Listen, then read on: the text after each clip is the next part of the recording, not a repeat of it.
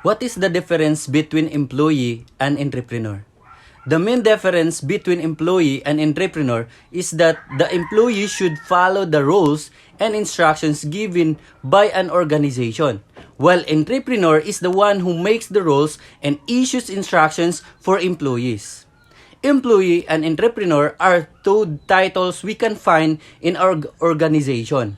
Both employees and entrepreneurs work for the betterment of an organization. However, entrepreneurs work for themselves while employees work for employers or entrepreneurs. Who is an employee? An employee is a person who performs specific duties for a company. An employee always seeks help from the administration or from the employer at work. At the same time, an employee receives a salary for the service he or she is offering for the company. Employers are also entitled to the benefits given by the employer. Furthermore, employees are protected and secured by law in terms of employment rights.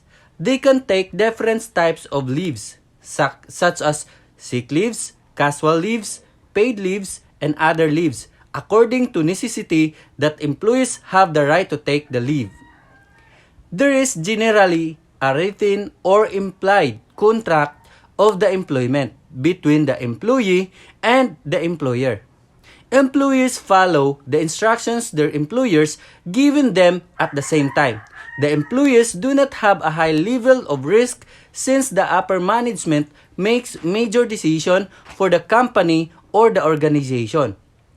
Moreover, employees generally receive a gratuity amount after they retire or leave the organization if the particular employee serves the company for a minimum of 5 years. Now, who is an entrepreneur? An entrepreneur is a person who creates a new business while bearing risk and enjoying most of the profits and the rewards. An entrepreneur is also known as an innovator. Entrepreneurs always have to take risks in order to maintain the smooth functioning of the organization. An entrepreneur is his own boss, thus they do not get a monthly salary. Instead, they receive the profit of the company as benefit. There are no specific rules for entrepreneurs to follow since they are the people who make rules in the organization. Generally, an entrepreneur is responsible for all the major decisions in the company. Entrepreneurs plan the tasks of the organization. The entrepreneur of an organization does not have any right to claim the gratuity payment. In addition, entrepreneurs can have leave in accordance with their desire.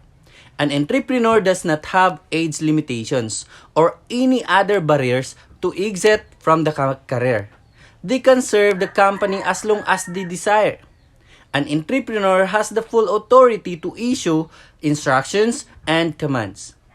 He does not make demands, but rather gives commands to the employees. What about the similarities between employee and entrepreneur? Both the designations employee-entrepreneur can be seen in organization context. Both employees and entrepreneurs work for the success of the company. Now let's talk about the differences between employee and entrepreneur. Now, this is the definition. An employee is a person who works for a company while performing his or her duties, whereas an entrepreneur is a person who creates a new business while bearing risks and enjoying most of the profits and rewards. Now, how about the compensation?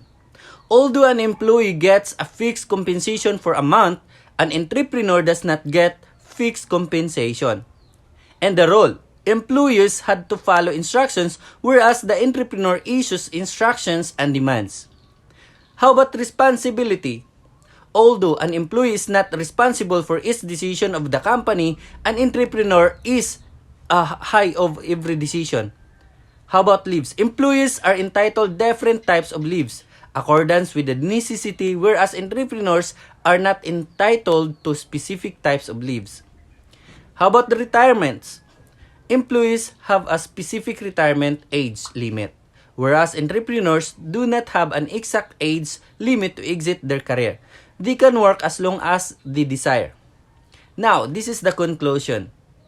The key between the difference of employee and entrepreneur is that the employee should follow the rules and instructions given by the organization, while the entrepreneur is the one who makes the rules and issues instructions for employees.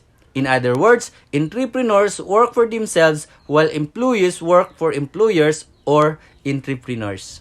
Thank you.